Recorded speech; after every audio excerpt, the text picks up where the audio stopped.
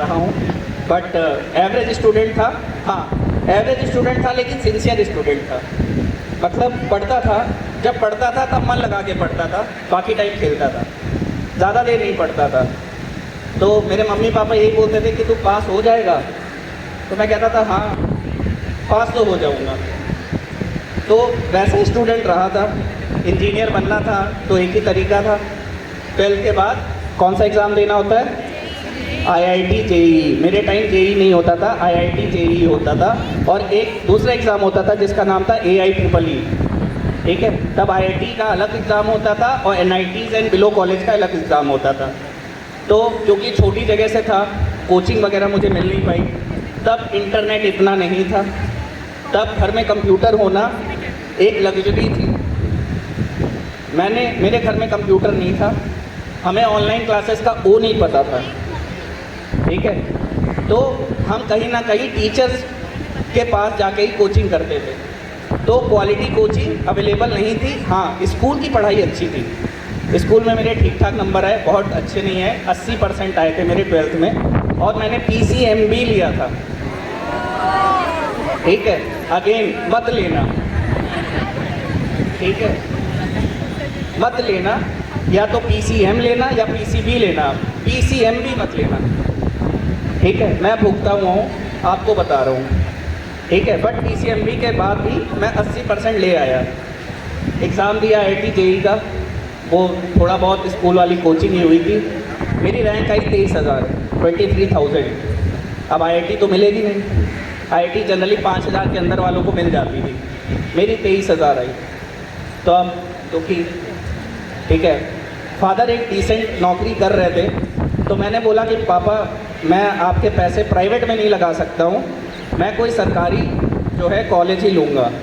तो ऑप्शन क्या है, 12th के बाद मैंने ईयर ड्रॉप कर दिया और मैं कोचिंग करने वाराणसी चला गया, बनारस।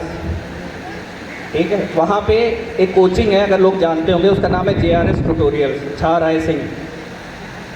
ठीक है, जो बनारस के हैं वो इस कोचिंग को ज़रूर जानते होंगे अगर साइंस बैकग्राउंड के हैं। तो दुर्गा कुंड करके जगह है, वहाँ पे एक कोचिंग है, वहीं बगल में मैंने हॉस्टल ले लिया। वो हॉस्टल का कमरा इतना था कि बस एक बेड लग सकता था। खैर मुझे दिक्कत नहीं थी, स्टूडेंट था, कोई फ़र्क नहीं पड़ता था। ज़्यादातर टाइम कोचिंग में चला जाता था और वापस आता था तो बेड मिल जाता था सोने के लिए, वहाँ एक छोटी सी टेबल थी, वहाँ पढ़ लेता था। तो हार्ड वर्क करना शुरू किया, कोचिंग करना शुरू किया। कोचिंग करना बहुत फ्रस्ट्रेटिंग है, ठीक है, आसान काम नहीं है। वो भी एक चीज़ को तुम बार बार पढ़ते रहो, और ज़्यादा फ्रस्ट्रेटिंग है। ठीक है, एक चीज़ को आप नया पढ़ेंगे आपको अच्छा लगेगा, बट सेम चीज़ को आप जब बार बार पढ़ेंगे आपको मज़ा नहीं आएगा। आपको लगेगा ये तो आता है, ये तो आता है, ये तो आता है, और एग्ज़ाम में जब उससे सवाल आएगा तो पता लगेगा वो नहीं आता है। ठीक है, स्टूडेंट समझ पा रहे होंगे। तो ऐसा मेरे साथ भी होता था। तो हाँ, बट हार्ड वर्क कर रहा था। इन बिटवीन मैंने NDA का एग्ज़ाम दिया, इन बिटवीन मैंने 10+2 DS एंट्री उसका फॉर्म भरा। उस समय सेंट्री को लोग PCM एंट्री के नाम से जानते थे। अगर आपने PCM लिया है तो उसके परसेंटेज पे आप एंट्री भर सकते हैं। तो मैं कोचिंग कर रहा था वाराणसी में, वहाँ से मेरा SSB का कॉल आया। SSB का कॉल, अगर आप फौज में ऑफिसर बनना चाहते हैं, फौज मतलब एनी आर्म फोर्सेस, तो आपको SSB से पार होना पड़ता है। SSB एक 5 दिन का असेसमेंट होता है। तो जब आप NDA का भी एग्ज़ाम क्लियर करते हैं तो भी आपको SSB देना होता है, एंड SSB डिसाइड करती है कि उसके आगे आप फौज में लिए जाएंगे या नहीं लिए जाएंगे। तो आप कभी भी आर्म फोर्सेस में जाना चाहते हैं तो आपको SSB क्लियर करनी पड़ेगी। एक और फैक्ट है, शाहरुख खान और अमिताभ बच्चन भी SSB से रिजेक्टेड हैं। ठीक है, तो कहने का मतलब ये है कि ऐसा नहीं है कि आप कहीं से रिजेक्ट हो गए हैं तो आपके लिए दरवाजे बंद हो गए हैं। भगवान ने आपके लिए कहीं और दरवाज़ा खोल रखा होगा। वो अमिताभ बच्चन और शाहरुख खान अमिताभ बच्चन और शाहरुख खान नहीं होते अगर वो ड्रेस पहन लेते मेरी तरह, है कि नहीं है? तो अगर आपका डोर कहीं बंद हो रहा है तो इसका मतलब ये नहीं है कि जीवन ख़त्म हो गया है। जीवन में शायद कुछ और बेटर आपके लिए लिखा हुआ है, तो आप अपने जीवन में आगे बढ़ते रहें। ये ना सोचे कि ये चीज़ नहीं हो रही है मेरे से तो यही दी एंड था, ऐसा नहीं है। आप कहीं और पहुँचेंगे और शायद जहाँ थे उससे बेटर जगह पहुँचेंगे। बस अपने पे भरोसा रखें।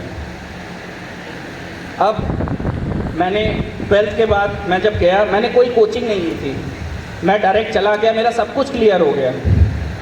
अब बिना कोचिंग के क्लियर हो गया, कैसे क्लियर हो गया? मेरी किस्मत है, मैं जिस बेड पे सोता था उसके बगल वाले बेड पे एक ग्रुप आया था कोचिंग लेके। तो वो ग्रुप क्या करता था, हर दिन एसएसबी शुरू होती है सुबह, तो वो ना प्रैक्टिस करता था कि आज क्या होने वाला है और उसमें कैसे किया जाना है। तो मैंने पहले दिन देखा, मैंने कहा यार तुम लोग क्या कर रहे हो? 5-6 लोग थे, ग्रुप था पूरा। तो कहे तुझे पता नहीं है? मैंने कहा नहीं। कहता आज इसका टेस्ट है। मैंने कहा मैं बैठ जाऊँ तुम्हारे साथ? कहता हाँ बैठ जाओ। मैं बैठा उनके साथ, मुझे कुछ नहीं पता था। मैंने उस समय सीखा है कि मुझे आज करना क्या है, क्योंकि अच्छा प्लेयर था, अच्छा खिलाड़ी था, तो कहीं ना कहीं मुझे सीखने की लालसा बहुत अच्छी थी। I am a good learner, और ये खेल से आई थी। मैं हर दिन सुबह, 5 दिन का होता है एसएसबी, हर दिन सुबह उनके साथ बैठता था और उनसे सीखता था कि आज क्या होना है और उसमें कैसे लिखना है, उसमें क्या बोलना है। मैंने उनसे सीखा, मैं उनको थैंक यू करता हूँ। मैं आज उनमें से किसी के कांटेक्ट में नहीं हूँ, बट हाँ थैंक यू ज़रूर बोलूँगा। उनके वजह से आज मैं खड़ा हूँ, और उस ग्रुप में जो लोग थे उसमें से आज एक भी फ़ौज में नहीं है। अब मैं इससे आपको क्या बताना चाहता हूँ कि सीखने की कोई उम्र नहीं होती, सीखने की कोई जगह नहीं होती है, सीखने का एटीट्यूड होता है।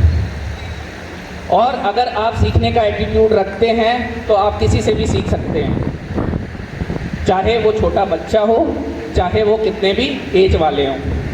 आपको सीखने का एटीट्यूड होना चाहिए। तो मेरे में सीखने का एटीट्यूड था, और आप सीख तब सकते हैं जब आप ये मान लें कि आपको जो सिखा रहा है उसको आपसे ज़्यादा आता है। जब आप ये मान लेंगे कि जो मुझे सिखा रहा है उसको मेरे से ज़्यादा आता है, आप अपने आप सबमिसिव हो जाएंगे, आप अपने आप एब्जॉर्ब करना शुरू कर देंगे। तो अगर आप किसी से कुछ सीखना चाहते हैं तो सबसे पहले ये माने कि उसको मेरे से ज़्यादा आता है। अगर आप टीचर से सीखना चाहते हैं तो पहले ये माने कि टीचर को मेरे से ज़्यादा आता है, तब आप सीख पाएंगे, अदरवाइज़ आप सुनेंगे ही नहीं। तो ये लालसा थी, इसके कारण मैं यहाँ खड़ा हूँ। एसएसबी दिया, एसएसबी क्लियर हो गया। उसके बाद मेरा एनडीए का भी एसएसबी आया, वो मैं वाराणसी में ही पढ़ा। तो वहाँ पे मैं पहले दिन ही आउट हो गया। मतलब एक बार एग्ज़ाम क्लियर कर रखा है, पता है क्या करना है, बट दूसरी बार जब सेम चीज़ देने गया तो पहले दिन आउट हो गया। उसके बाद किसी ने मुझे बताया कि इसके बाद एक मेरिट लिस्ट बनती है, उस मेरिट लिस्ट में आओगे तभी कॉल आएगा। मैंने कहा ठीक है, वापस पहुंचा, वापस से IIT JEE की तैयारी JRS में चलने लग गई। मैं भूल गया एग्ज़ाम निकला हुआ है, मैंने कहा मेरिट में आएगा तब देखा जाएगा। तब ऑनलाइन रिज़ल्ट पता नहीं लगता था। तो फाइनली दिसंबर में मेरे घर एक एनवेलप आया जिसमें लिखा था आपका चयन हो गया है और इंडियन मिलिट्री एकेडमी में आपको 9 जनवरी से ज्वाइन करना है। तो मेरे फादर का कॉल आया। अच्छा, उस समय मोबाइल फ़ोन भी सबके पास नहीं होते थे, मोबाइल फ़ोन छोटे वाले होते थे और बहुत महंगे होते थे। तो मेरा एक फ्रेंड था, उसके पास फ़ोन था, तो पापा उस पर कॉल करके आते थे और फिर मैं बात करता था। तो बोले बेटा ऐसा ऐसा है, क्या करना है बताओ। मैंने कहा यार इंजीनियर बनना था, यहाँ फ़ौज इंजीनियर बना रही है, घर में सबसे बड़ा था, कहीं ना कहीं वो सरकारी वाला एंगल था, सबसे बड़ा था, तो थोड़ी रिस्पॉन्सिबिलिटी खुद से आ जाती है। मैंने कहा यहाँ फ्री फंड का इंजीनियर बन जाऊँगा और बाद में फ़ौज का बैकअप भी रहेगा। 10+2 एंट्री बीटेक करवाती है, ठीक है। तो फिर मैं फ़ौज में चला गया और फिर मैंने वहाँ अपनी मिलिट्री ट्रेनिंग प्लस बीटेक शुरू कर दी। 4 साल मैंने ट्रेनिंग की। वो 4 साल बहुत ख़राब थे। सुबह उठते थे, रात कब होती थी, कब सोते थे नहीं पता।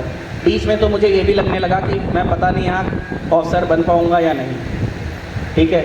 जो मिलिट्री ट्रेनिंग में होता है, मतलब आपको बहुत ज़्यादा तराशा जाता है, आपको बहुत ज़्यादा पकाया जाता है ताकि आप एक्सट्रीम के लिए तैयार हो पाएँ।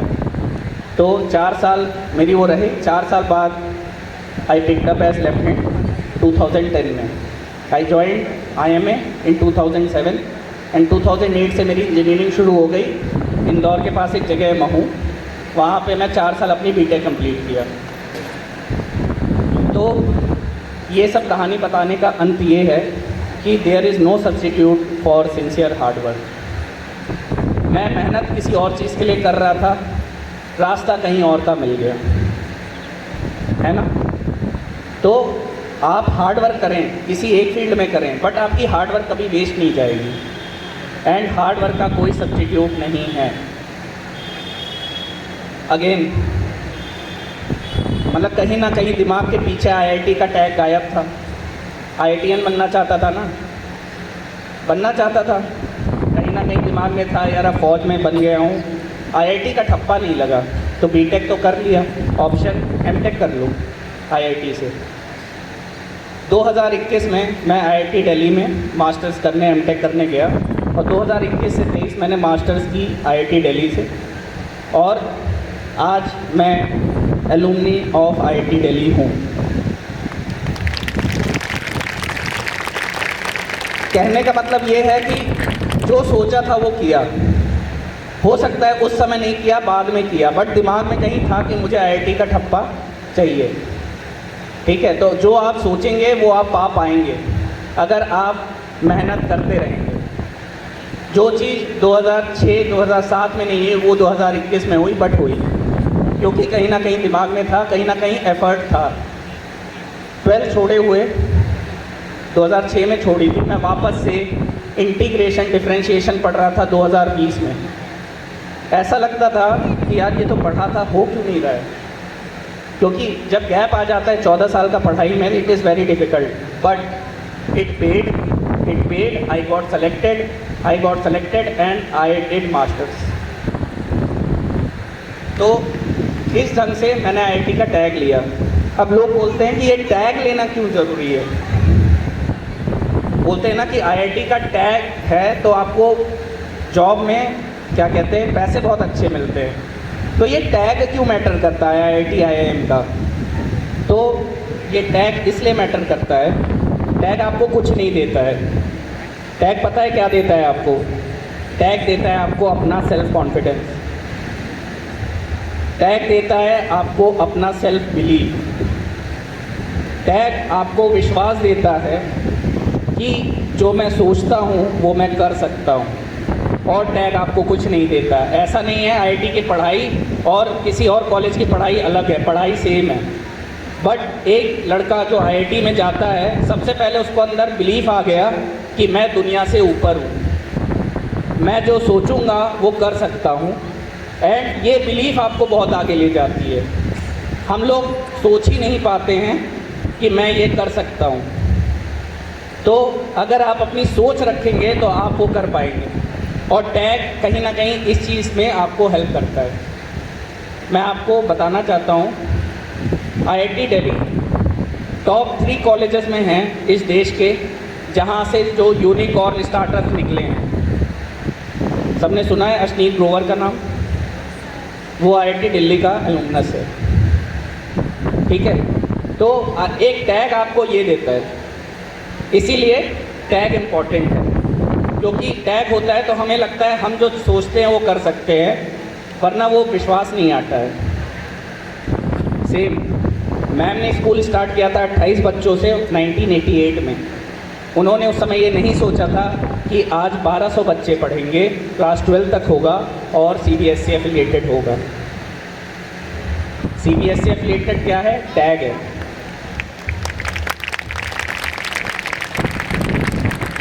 अगेन मैंने बोल दिया है, मेरी थॉट ऑफ बिलीफ को बनाने में मेरे पेरेंट्स, मेरे टीचर्स, मेरे स्कूल का रोल है।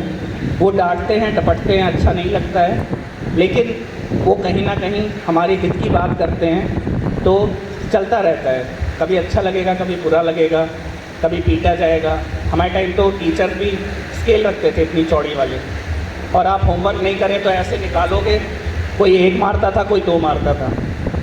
आजकल ये नहीं हो सकता, समय के साथ चीज़ें बदलनी चाहिए। बट आई एम श्योर जो टीचर्स हैं वो मेरी भावनाएं समझ रहे होंगे। अगेन, जब आप स्कूल में होते हैं तो अपने एसोसिएशन और अपने फ्रेंडशिप को बहुत ध्यान से चुनिए। एक कहावत है, you are some an average of the 5 people who are closest to you. अगर इसको दूसरे तरीके से बोलूं, अगर आप 5 करोड़पति के बीच में रहते हैं तो 6वें करोड़पति आप होंगे।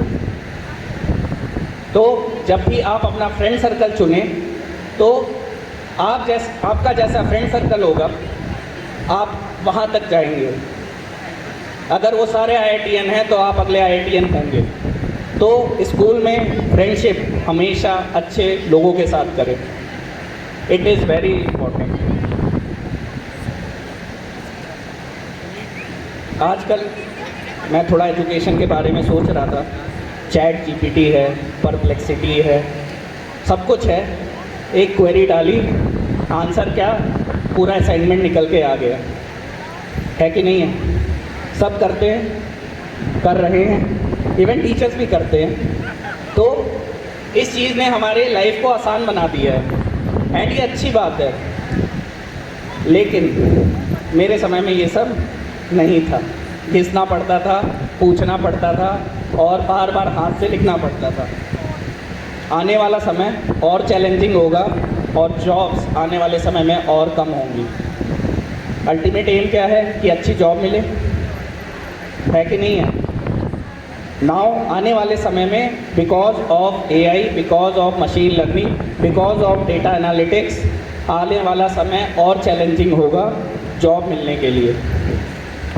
ठीक है, जॉब कम होंगे और आज की जो जनरेशन है वो कहीं ना कहीं आपको स्पेशलिस्ट बनने के तरफ जोर देती है।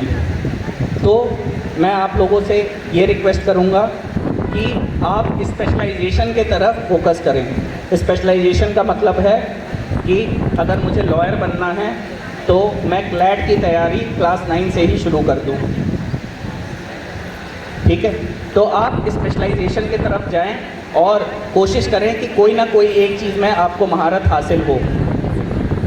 अगर आप किसी चीज़ के स्पेशलिस्ट बनना चाहते हैं तो एक सेइंग है कि आपको उस टॉपिक पे 10,000 घंटे देने हैं। तो अगर आप 10,000 घंटे देते हैं, आप उस सब्जेक्ट के स्पेशलिस्ट होंगे। तो वो 10,000 घंटे जितने जल्दी देंगे उतने जल्दी आप उस सब्जेक्ट के स्पेशलिस्ट बन पाएंगे। एक और चीज़ है, बच्चे ना मैथमेटिक्स से बहुत दूर भागते हैं। मैं भी भागता था, तब समझ में नहीं आता था। कितने लोगों को मैथमेटिक्स से डर लगता है? हाथ उठाएं। मुझे भी लगता था, मैं भी आप में से एक हूँ। But mathematics is a very important subject. चाहे आप कॉमर्स लें, चाहे आप फिजिकल एजुकेशन लें, आपको मैथमेटिक्स लेनी चाहिए। कारण AI ML कहने को कंप्यूटर है, पीछे मैथ्स ही चल रही है। अगर आप मैथ्स लेते हैं तो आप एनालिटिकल थिंकिंग कर पाएंगे और आप ये AI ML को और अच्छे से समझ पाएंगे। तो आपको मैथ्स पढ़ना बहुत इम्पॉर्टेंट है। तो ये मेरी लर्निंग है जो मैं IIT से मेरे समझ में आई, तो आपको बता रहा हूँ। अगेन लाइफ में कई ऐसे मोड़ आएंगे जहाँ पे आपके पास 2 रास्ते होंगे। एक होगा ईजियर राइट या ईजियर रॉन्ग और दूसरा होगा हार्डर राइट। हम कौन सा चूज़ करेंगे वो अल्टीमेटली डिफाइन करेगा कि हम कहाँ पे पहुँचेंगे।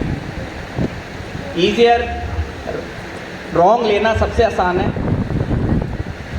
हार्डर राइट लेना बहुत मुश्किल है। बट अगर आप हार्डर राइट लेंगे, मेरे से लिख के ले लीजिए, आप जहाँ पहुँचना चाहते हैं देरी ज़रूर होगी लेकिन पहुँचेंगे। तो हमेशा हार्डर राइट ले लाइए। मेहनत लगेगी, बिना मेहनत के आप कहीं नहीं पहुँचेंगे।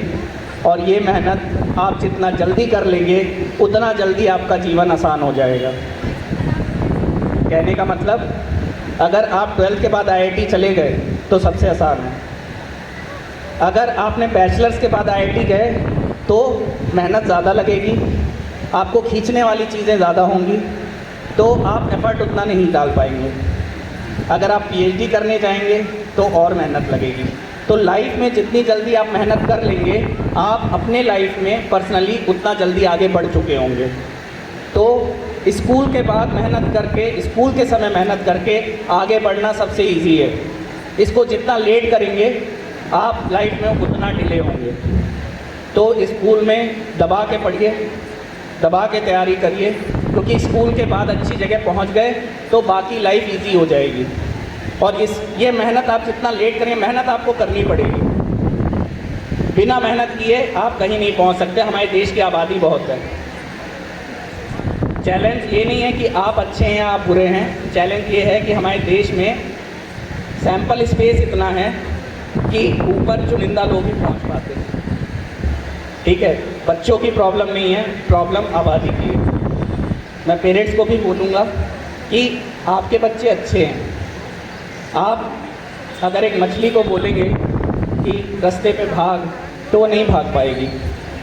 तो हर बच्चा अलग है, अपने बच्चे का पोटेंशियल समझें, उनको उस चीज़ के तरफ आप डायरेक्ट करें जिस चीज़ में वो अच्छे हैं, वो बहुत अच्छा करेंगे। मेरे समय ये सब नहीं था, मैं खेलने में बहुत अच्छा था। मेरे पीटी टीचर ने कहा कि इसको आप 5th क्लास में उन्होंने बोला था इसको आप एकेडमी में डाल दीजिए, ये बहुत अच्छा करेगा। मेरे खुद के चाचा जी हैं, उन्होंने बास्केटबॉल में इंडिया खेल रखा है। पापा ने उनकी जर्नी देखी हुई है। कहा यार जो इंडिया खेल के ये हाल है, तू 4 पैसे कम कमाएगा बट तू भूल जाइए सर। ये क्लास 5th की बात है। आज ऐसा नहीं है। एज अ किड आप लोग देश का फ्यूचर हैं। इंडिया की होप और प्रोग्रेस आप पे डिपेंड करेगी। अगर आप अपना काम ऑनेस्टी, हार्ड वर्क और काइंडनेस से करते हैं तो हमारा देश एक अच्छा देश बनेगा। आपकी एज कुछ भी हो, आप चेंज ला सकते हैं। और चेंज लाने के लिए आपको कुछ बड़ा नहीं करना है, आप बहुत छोटे छोटे काम में भी चेंज ला सकते हैं। कैसे ला सकते हैं? सीख के, रिस्पॉन्सिबल बन के और अपने आसपास के लोगों का ध्यान रखते हैं। आपके द्वारा किए गए छोटे छोटे एफर्ट बहुत मैटर करते हैं। मैं बहुत छोटा सा एग्जांपल दूंगा। आपने देखा होगा रोड में अमूमन छोटे मोटे गड्ढे हो जाते हैं। तो एक अच्छा भारतीय बनने के लिए अगर आपने उसमें 2 पत्थर डाल दिए तो you are a good Indian. उस 2 पत्थर डालने से होगा क्या? किसी का एक्सीडेंट नहीं होगा। उस एक्सीडेंट से शायद किसी की जान नहीं जाएगी। तो this small act of kindness ने आपने क्या किया? देश के ग्रोथ में हेल्प की है। तो छोटे छोटे काम अगर आप सही करते हैं, अपने फ्रेंड की हेल्प करते हैं, पेड़ लगाते हैं, रिस्पॉन्सिबल बन के करते हैं, तो you are a good Indian. Challenge आएंगे बट मेहनत करना कभी ना छोड़ें। और जब भी आपको लगे आपके चैलेंजेस बड़े हैं तो फ्रीडम फाइटर्स की स्टोरी पढ़ लें, तो आपको समझ में आएगा आपके चैलेंजेस बहुत ही छोटे हैं। तो इस इंडिपेंडेंस डे पे मैं आप सभी से अर्ज करूँगा कि अपने ड्रीम्स को बहुत बड़ा रखें, हार्ड वर्क करें और एक प्राउड भारतीय बनें। Let us build a nation of peace, progress and equality. At the end मैं उम्मीद करता हूँ और भगवान से प्रार्थना करता हूँ कि आप सभी का फ्यूचर उतना ही ब्राइट और उतना ही हाई हो जैसे ये झंडा आपके सामने है। Thank you. जय हिंद।